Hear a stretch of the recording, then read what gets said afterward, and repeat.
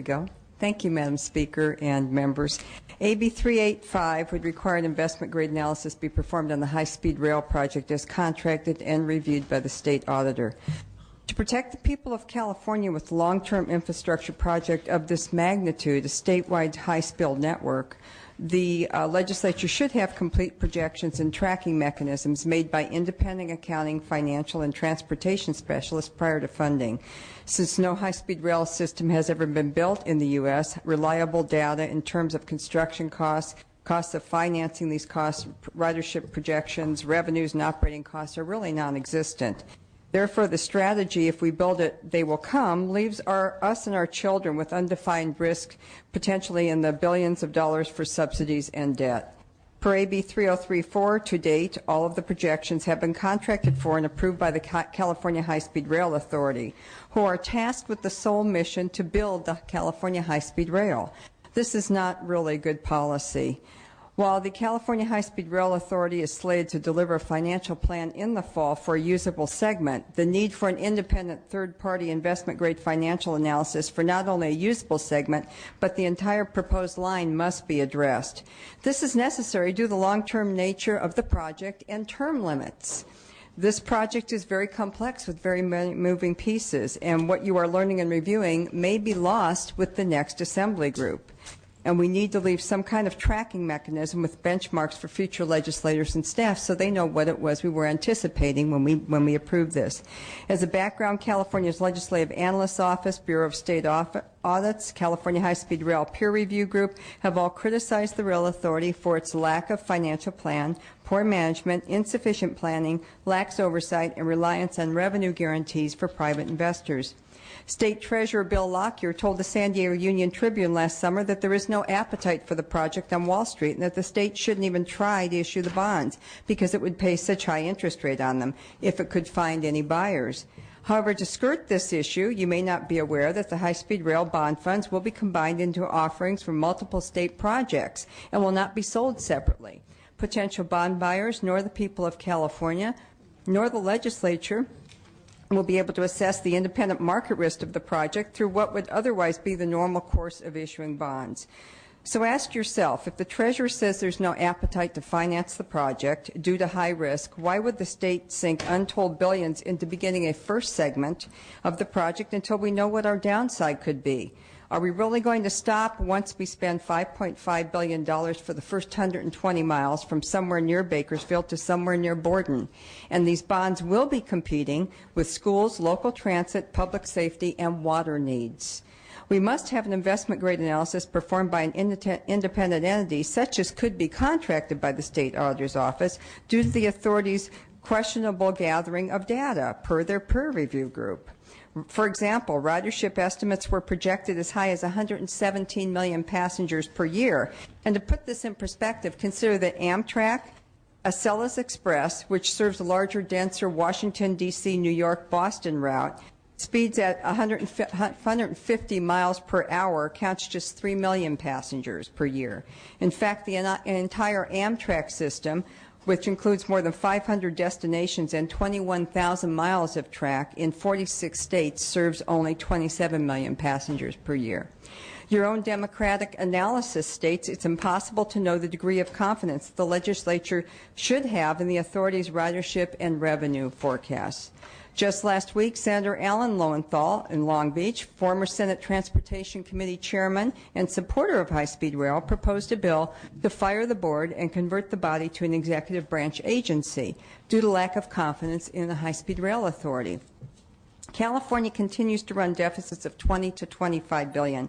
By the end of 2011, over 484 million will have been spent on high-speed rail pre-construction activities and hiring over 600 consultants. The original estimate for the entire line connecting the Central Valley, San Francisco, Los Angeles, Orange, Riverside, San Diego counties was estimated at 30 billion. With what we know today, the entire program to connect the 7 cities is really a cost unknown, maybe approaching $100 billion. Only a complete analysis will tell us that. Our state is facing severe cuts and significant tax increases. The reality of further federal funds are becoming less likely. Hence, this project will come at the expense of California taxpayers, require government subsidy, and with the first usable segment, result in needless decimation of neighborhoods in the agricultural Central Valleys. So I think that we need, please, whether you support high-speed rail, you don't support high-speed rail, we really need an independent investment analysis to allow you to assess the risks, weigh the public good against the cost to the public. We have to approach this from an open position. Otherwise, our state could essentially create a budgetary black hole from which we will never escape. And I know none of you want that, supporters or not of the high-speed rail. I have passed out maps of the Hanford area. I have also passed out a week's worth of articles for those of you that need to get up to speed on the rail, and also an article from the Los Angeles Times. I do have two testifiers here that can further support. Please, supporters of this bill, please testify, 2 minutes each. Thank you, Chairman Lowenthal and committee members. My name is Steve Massaro. I'm president of Preserve Our Heritage. We're an organization comprised of farmers and others with agricultural interests in the Merced, Madera County areas. Our membership is not opposed to high-speed rail if it is done correctly and to the benefit of all. In fact, thanks to the efforts of Assemblymember Galgiani, we have been actively engaged with high-speed rail staff in trying to bring new alternative alignments to our area that will benefit our local communities and at the same time save thousands of acres of valuable farmland simply by using existing major transportation corridors. I'm here today to support this bill because a major concern of our membership is the escalating cost of this high-speed rail project. We feel that with all the recent claims of mismanagement, the lack of a proper business plan, and the current need to rush construction to meet federal-era funding deadlines, it only makes for sound business sense to do an independent investment-grade analysis. Considering California's current budgetary situation, and given the fact that the High-Speed Rail Authority will be forcing quite a few of us to sacrifice our rural lifestyle by dissecting our farms and ranches through the eminent domain process, it is only fair that we ask you to do your fiduciary duty and assure us that this project is financially viable and can stay on track. Preserve Our Heritage respectfully ask you to carry AB 385 forward. Thank you. Thank you. Next witness, please. My name is William Grindley. I am a co-author of a 100-page report on the finances of the high-speed rail system proposed for California, as well as 6 subsequent briefing papers reviewing various aspects of that finances.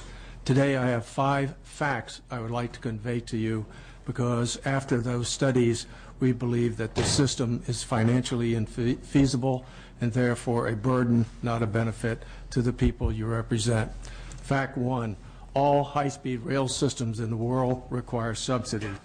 Fact 2, mega projects overrun their costs, and this one will also. Fact 3, ridership forecasts for mega projects are almost always optimistic, and this project's forecasts are also that. Fact 4, nearly 30 months after Proposition 1A, the only jobs created by this project are for 600 consultants and staff, and the staff costing an average of $350,000 per full-time equivalent. Fact 5, California's middle and working class will pay 2 ways for the wealthy and the expense account reimbursed business community to ride the train. They will not be able to afford it, and their taxes will go up 8 to 11%. No amount of obfuscation, spin, or money thrown into this project will change these facts.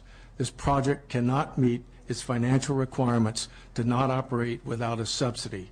And that goes to your law passed in this legislature, Section 2704, subsection 8J. The project will not require federal, state, or local subsidies. Please stop the bleeding now. This bill helps. Neither states nor its citizens can afford to continue. Thank you. Thank you very much. Any other witnesses in support? Witnesses in opposition? Any comments from members? Mr. Ashajian? Thank you, Madam Chair. Probably early on, the Congress had put some millions of dollars for Florida and California, and now, as of the LA Times report that all that money be taken away, does that mean we're not receiving any money from the federal government for this project? You have approximately $2.9 billion already appropriated, allocated, and obligated. You will probably receive little more because the president, to speak to the issue, threw high-speed rail under the bus in the first hours of negotiating a federal budget. The likelihood of further funding is very, very small. The likelihood of getting $16 billion more is infinitesimally small. And my understanding that now this is, to make it more affordable, is going to be one way, in other words, one track, not two parallel. It will only be going one direction and coming back the same direction, not at the same time, but separate times, which takes away the concept. One way, two way, the budget is not that different in either one.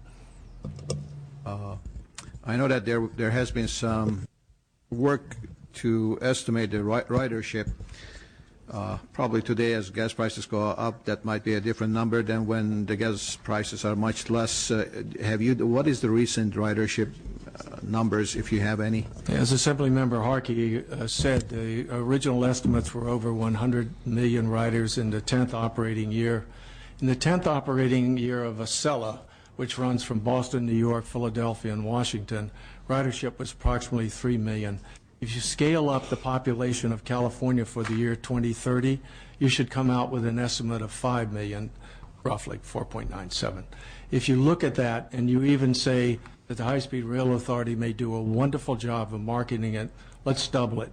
But it should not be the 39 million, which is 4 to 8 times what Acela in a high-density corridor with a rail ridership history of over 100 years has achieved. Ms. Galgiani. I'd like to respond to Mr. Ashajian's question. First of all, we can't compare it to the Acela because this is a high-speed train that runs at speeds of 220 miles an hour, and so we should be comparing it to high-speed trains in other countries like France and Germany. I've said before that high-speed rail has MOUs with 8 countries who have built high-speed rail systems, and given that fact, some of these countries have actually participated in requests for expression of interest with the Federal Railroad Administration, where they have commented on California's high-speed rail system. And I actually looked in the RFEI that France had turned into the FRA, where they looked at the ridership numbers in California and said that kind of basically they were within reason and there was no criticism of the numbers. That being said, there are others that are looking at the numbers. They're doing the due diligence. But the main point being, again, you can't compare this to Acela because high-speed trains are to compete with the airlines, where they're able to take part of the market share from the airlines away and also be there as the transportation needs grow to have to be able to serve part of the passenger travel to take that. So you can't compare the two at all. This is a 220 mile per hour system. Allow me then to compare it to airline transport in the state of California. Approximately 8 million passengers fly between the two megapolises of California, San Francisco and the Los Angeles basin. 8 million. Some are onward destination, but let's take the 8 million. You scale that up to the year 2030, it looks like about 12 million. 12 million is not 39 million. It's 1/3 of 39 million. All right, the European systems have achieved anywhere from about 35 to 50%. The channel itself is about 50% of what was projected 14 years ago. Thank you very much. Any other comments from members? If not, Ms. Harkey, would you like to close? I think we've made a good case as to why we need an investment grade analysis. Chairman Lowenthal, I know you are a supporter of this project, and it's in your benefit and anyone else, Ms. Galgiani, too, as she moves along with her career, to be sure that this project does work, does pencil, and doesn't sink us into debt. And France, I understand, may be entering into a consulting agreement to possibly, get in on the ground floor with offering us a management contract. The management contract would require a profit. We would have to show some kind of success, which the 120 miles between Borden and Bakersfield will not do unless the cows are going to get on board. And in the meantime, we're tearing up farmlands. Airlines will just have an all-out price war. I mean, how long can the state of California afford? These are risk analysis, and that's what Ms. Galgian was bringing up. We need to know the risk, and this would be done in investment grade analysis. This would be done in a bond offering. If we were offering bond for high-speed rail, just particularly high-speed rail, we would have these risks and analysis performed because the investment market would demand it. Now, why the state of California isn't demanding, I don't know, but it just makes my case ever more necessary.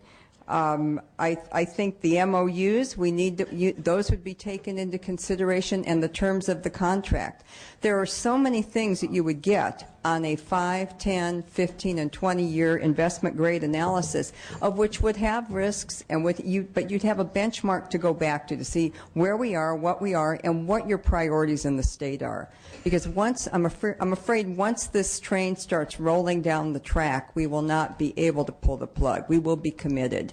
And I think it would be a shame not to go in with our eyes wide open and understand really the ramifications.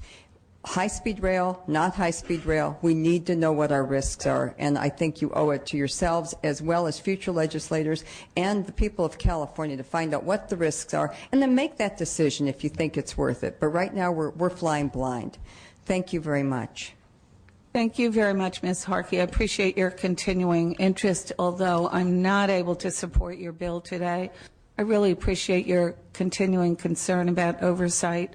I think there are many bills that are going through regarding the fiscal responsibility that we have to make sure that as high-speed rail moves forward, there will be responsible eyes looking at it. And I think, Mr. Jeffries, did you want to make a motion? Yeah, I'd support having additional scrutiny and analysis on a project this big that's going to involve such a massive amount of taxpayer funds. I think it's reasonable to ask for this, and I move approval. Was there a second? I don't see. I don't see a second. Ms. Buchanan wants to make a comment, however. Okay, you have a motion and a second. Ms. Buchanan. Yeah, we served briefly on the budget sub on transportation, and I share some concerns on whether ultimately we're going to have a viable funding model or not for high-speed rail. But when you looked at the KPMG report, at the LAO report, at the audit report, they all basically said the same thing, and that was that we needed a management structure in place, and we needed to have someone who could assess the risk of the program on an ongoing basis, hire a risk manager, and that was what we asked to do at the through the budgeting process last year, and that a report be given to the legislature on an annual basis. And my concern with doing an investment grade analysis right now is that, one, I'm not sure we have enough money to do information to do a quality investment grade analysis, because I think there's considerable information out there that's missing.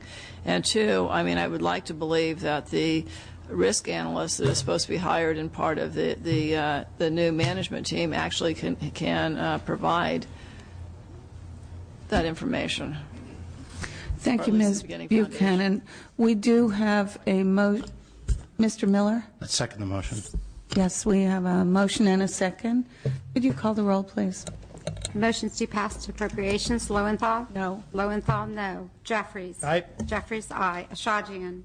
Ashajian, aye. Blumenfield? Bonilla? Buchanan? Ing? Frutani? Galgiani? Logue? Miller? Miller, aye. Norby? Portantino. Solorio. 3-1, it's on call. Galgiani, no. 3-2, it's on call. 3-2, your bill is on call, Ms. Harkey. Thank you very much, Madam Thank Chair, and I you. look forward to working with you. Thank you.